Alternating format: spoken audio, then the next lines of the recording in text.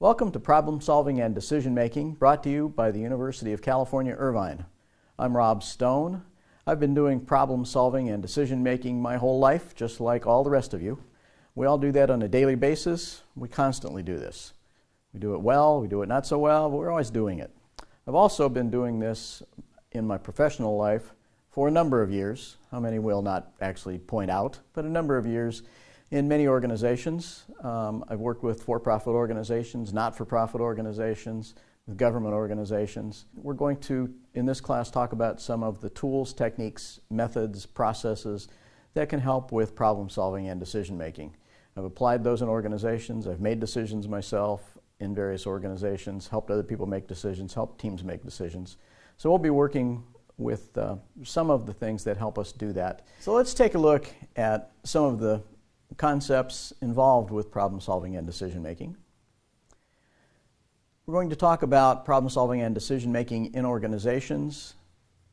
This is Module 1, Lecture 1. A decision, it's a choice. So we have to make a choice. That's what decision making is all about. Choosing. And the decision making part of it is a process. So there's some steps you can go through, or we'll look at another way. You don't have to go through specific steps. Some people just somehow make decisions along the way.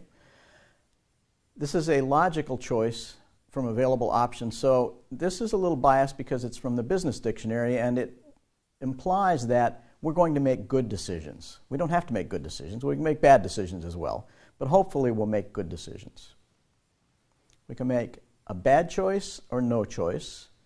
And then we'll talk about making good choices along the way as well. We may have option 1 and option 2. A bad choice would be to look at those and not think about them and just pick one. An example of that. There was a person that needed to hire a new staff member in their department. This person that was going to do the hiring was the head of that whole department, the final decision maker, the authority and everything. They put together a team of people to help in the hiring process, and they got this group of people to interview different candidates and put recommendations together. There were a list of prioritized people that this group came back with to this final authority, the final decision maker. And then this final decision maker looked at the list and said, I don't need this, and threw it away. So if they had a choice between person 1 and person 2, how are they going to make that choice? What they did was they said, I'm just going to pick that person over there because they speak Italian. Speaking Italian had nothing to do with working in this organization. Teamwork, understanding various work processes, being able to work with customers, those were all key skills, and the person that was hired had none of those. So when we're looking at some of the choices we make, if we don't think through these, we might make a bad choice. That was a terrible choice. Another thing we can do is say option 1, option 2, or no choice at all. We may say that at a certain point, something will happen. Either option 1 is going to take place or option 2 will take place. I really don't know what to do, and I don't really want to make a decision, so I think I'll just let things go on their own and see what happens. I'll make no choice at all. So actually, you are making a choice. Whichever one is the strongest and is the one that's going to actually become the end result is your choice. You've decided not to do anything, therefore something's going to happen, and it may not be the best thing. Let's look at how we might decide to paint new cars. So we have choice 1 and choice 2 for painting new cars. One organization did a great job between choice 1 and choice 2, option 1 and option 2. We had a group of engineers, two groups of engineers. One group of engineers says, this is the best way to paint these new cars. Another group of engineers says, this is the best way to paint these new cars. The CEO of this car company, all of you know this car company, many of you have cars made by this company. The CEO finally had to make the decision because the engineers were just like this. They couldn't make the decision of choice 1 or choice 2. Nobody else could figure out how to make this choice, so they went to the CEO. Both groups of engineers put together great logical arguments on why the CEO should pick this way to paint the cars instead of this way to paint the cars. The CEO surprised them, got all the engineers together and said, okay, let's figure out how we're going to paint the cars. Said, I just have one question for each group. please tell me which method of painting these cars will not work. And all of the engineers in unison said, well, both ways work just fine. He said, choice 2, option 2, that's the way we're going to paint them, and left. Perfectly good information to make a good decision. Both of them worked fine. Didn't really make any difference which way it went. That's not what the engineers were expecting for evaluation, but it worked out fine. Method A, method B, let's just pick B. Decision making, the ultimate guide. This is a text that you might want to refer to, and we're going to use some slides from this text along the way. There are 3 key elements in the process of making a decision. Know your purpose. Why are you even trying to make this decision? What do you want to get out of this decision? Sometimes we don't have any idea why we're even bothering. So what's the purpose of this whole thing? Understand your biases. We all have some biases that we just carry around with us, and we will tend to lean toward the ways we kind of like to do things that may not always be the best way to do things. And consider different consequences. It's easy to make a decision sometimes, like a New Year's resolution, and then not think about the consequences. Oh, you mean I have to do that?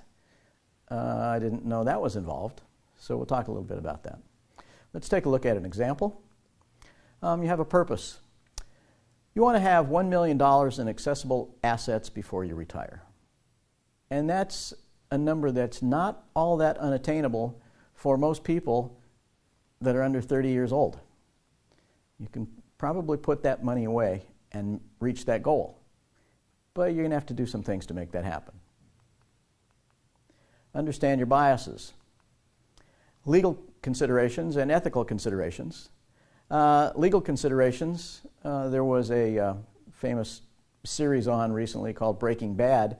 One teacher decided that they wanted to make more money, and so they decided the best way to do that was to do something illegal. So we may have some legal considerations. Are we going to go that path? No. We're just going to go the normal path and amass our $1 million by retirement through normal means. Ethical considerations. Sometimes we think about, are there some certain things that I don't want to be involved with? Do I want to be involved with companies that do chemical testing on animals? Do I want to be involved with companies that make weapons for warfare?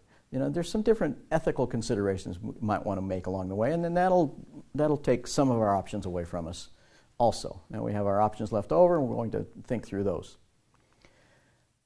Consequences. What are some of the consequences of amassing this amount of money by retirement? Well, we just might have to keep our car a few extra years. You know, instead of getting a brand new car every 3 or 4 years, well, now maybe it's every 8 or 10 years. We might just buy a car that's not the fanciest style right now, but it gets us around just fine. A lot of cars last 250,000 miles easily these days. So we don't have to get a new car all the time, except for just the stylish reason. We might not purchase some fancy new item, like we might not purchase some fancy new brand name designer watch of some sort. We might not take a fancy vacation every year. It might be every 2 or 3 years.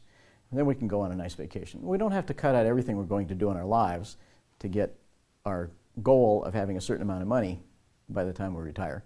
But we may have to cut back on some things. There are some consequences to what we're doing. Problem. Problem is a gap, or it's some kind of a change. There's something not right in the way that we usually understand things. Let's look at an example of a problem. You're gaining weight because you eat badly and you don't exercise enough. So I don't know how many of you have that problem, but I have that problem from time to time. Many of us do. The exercise method that you choose just doesn't work well for you. If you decide that you want to go run, and you start running, and you can get in usually 3 or 4 miles a week, and then you realize, oh, that's not enough to see any kind of weight difference at all. I'm going to have to run at least 25 miles a week. I don't know how I'm going to do that. I need to find a different way of exercising. Problem solving, the process of working through all the details of a problem to reach some kind of a solution. So it's a process. Problem solving is a process, and we do that in a couple of different ways.